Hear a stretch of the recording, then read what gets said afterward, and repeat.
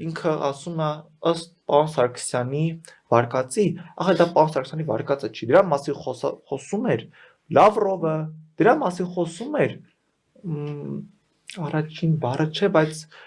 Լևոն Տեր-Պետրոսյանը, այսպես ասեմ, իրենք էին խոսում դրա մասին, որ իշխանությունը կարող է չգրանցել ուժեղ Հայաստան կուսակցությանը։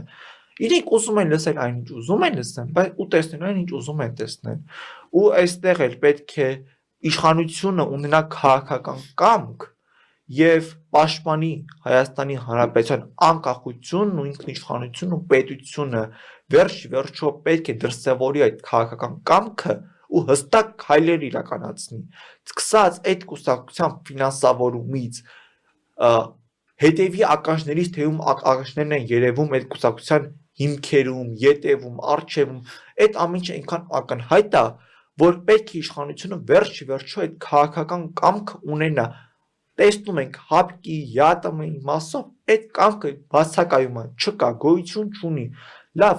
անկախության ինքնիշխանության հարցն է դրված Հայաստանի Հանրապետության։ Այդ կամքը վերջո պետք է դրսևորվի։